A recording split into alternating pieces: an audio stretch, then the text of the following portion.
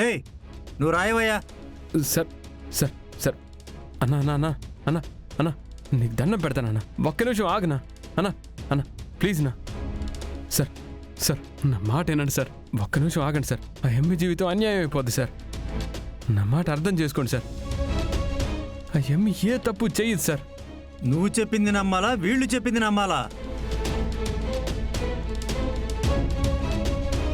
తన ఆటోలో వీళ్ళిద్దరూ ఉన్నారు. వాళ్లే చెప్పారు మీ ఆవిడ కస్టమర్స్ దగ్గర తీసుకువెళ్తుందని.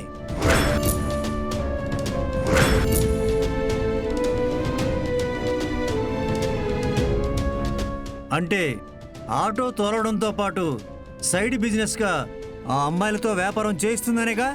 ఏం మాట్లాడుతూ ఉన్నారు సార్ మీరు? వాళ్ళెవరో చెప్తే నమ్మేస్తారా? ఎవరి మాటలో నమ్మేసి నా భార్య జీవితం బలి చేస్తారా? ఏంట్రా నోరులేస్తుంది? స్టేషన్ అనుకున్నావా నీ ఇల్లు అనుకున్నావా? స్టేషన్ అయితే ఏంది సార్? తప్పు చేయకుండానే చేసినావంటే గమ్మునుంటాను అనుకుంటా అన్నారా మీరు? రేయ్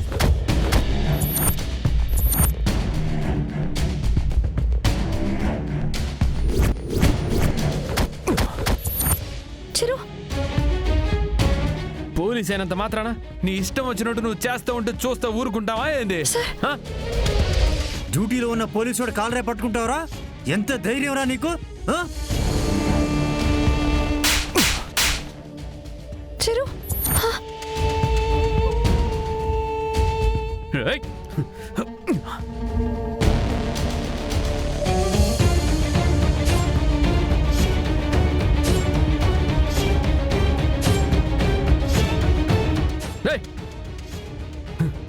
సార్ మీకు కావాలంటే నన్ను కొట్టండి, చంపండి. ఆ ఎమ్మె మీద కేసు రాసినారంటే బాగో చెప్తా ఉన్నాను. తను తప్పు చేసిందో లేదో ఎంక్వైరీ చేసినాక అప్పుడు సార్ అప్పుడు కేసు రాయాలా. డ్యూటీ ఎలా చేయాలో నువ్వేంట్రా నాకు చెప్పేది? ఏంటి గొడవ? ఏం జరిగింది? ఈ అమ్మాయి ఆ అమ్మాయిలతో బిజినెస్ చేస్తుందని మాకు ఇన్ఫర్మేషన్ వచ్చింది. వెంటనే వెళ్ళి ఆటోలో ఉన్న వాళ్ళని రెడ్ హ్యాండెడ్గా పట్టుకున్నాం. సార్ నా భార్య అట్లాంటిది కాదు సార్. వీళ్ళు కావాలని అబద్ధం చెప్తుంటారు సార్. లేదు సార్, ఆ ఆటోలో ఉన్నవాళ్ళు కన్ఫర్మేషన్ ఇస్తేనే ఇతని భార్యను అరెస్ట్ చేశాం. వాళ్లతో ఈ అమ్మాయి వ్యాపారం చేస్తుంది సార్. సార్ నా భార్య నిప్పు సార్.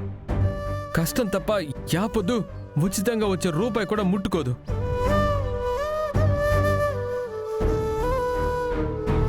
వయసు ఆడపిల్ల ఆటో తోలుకుంటా ఉండదంటే అర్థం కావట్లేదా సార్? కుటుంబ బాధలకు తలొంచి పెద్ద దిక్కైన వాళ్ళ అన్నయ్య చచ్చిపోయినాడని అన్నతోలే ఆటో తోల్తా కుటుంబాన్ని పోషిస్తూ ఉండదు సార్.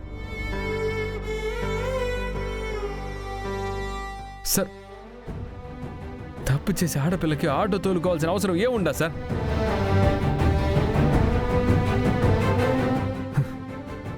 తప్పులకు అలవాటు పడిన ఆడపిల్లలకి అట్ట ఏడుస్తూ ఉండాల్సిన అవసరం ఏముందా సార్? అలవాటైన వాళ్ళు కాబట్టి వాళ్ళిద్దరూ నిమ్మలంగా ఉండరు. ఏ తప్పు చేయలేదు కాబట్టి నా భార్య అట్ట ఏడుస్తూ ఉండదు. వాళ్ళిద్దరిలో తేడా చూస్తే అర్థం కావట్లేదా సార్ మీకు? ఎవరు తప్పు చేసినారో ఎవరు తప్పు చేయలేదు అని?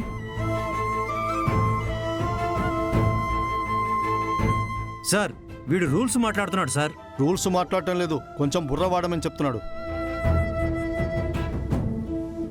ఏమ్మా వాళ్ళని బయటికి తీసుకురా.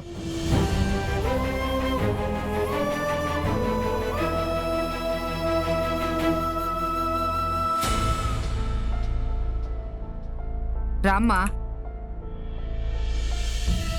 పాపా బాధపడవాక.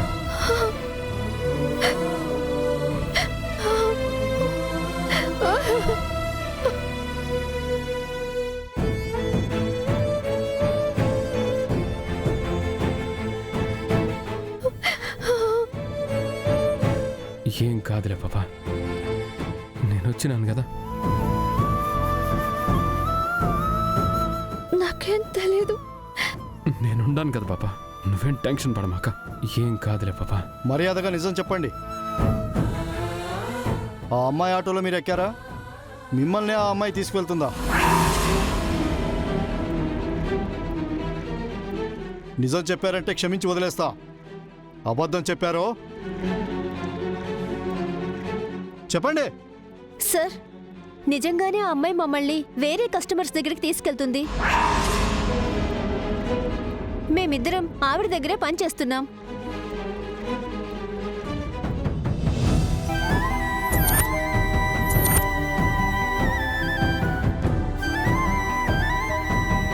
చూడండిమా, మీరెవరో మాకు తెలీదు. మీ అవసరాలు మీతో తప్పు చేయించి ఉండొచ్చు.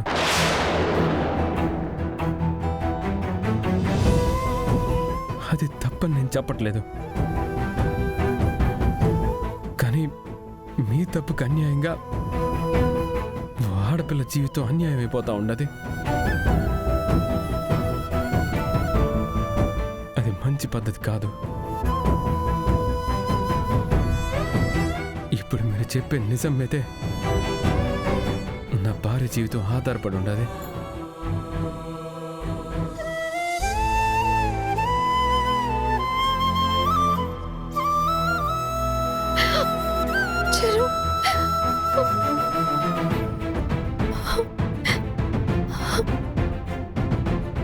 ఈ అమ్మాయి మొహం చూడండి.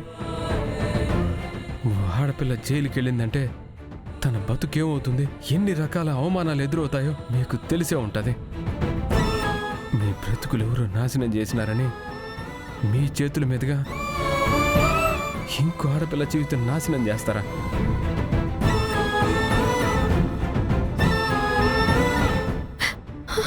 సార్, ఆ అమ్మాయి తప్పేం లేదు సార్.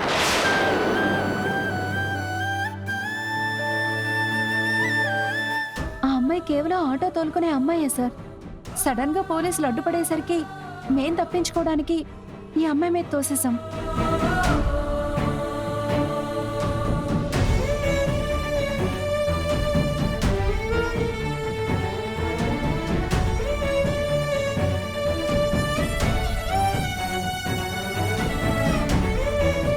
సారీ అమ్మా, మా వాళ్ళు ముందు వెనక చూసుకోకుండా నిన్ను అరెస్ట్ చేశారు.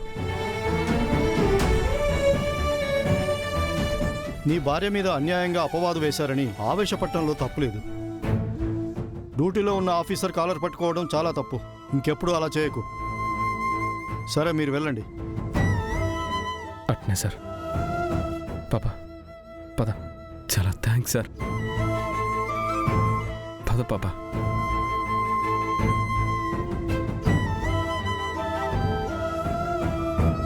Come to my cabin. Come on.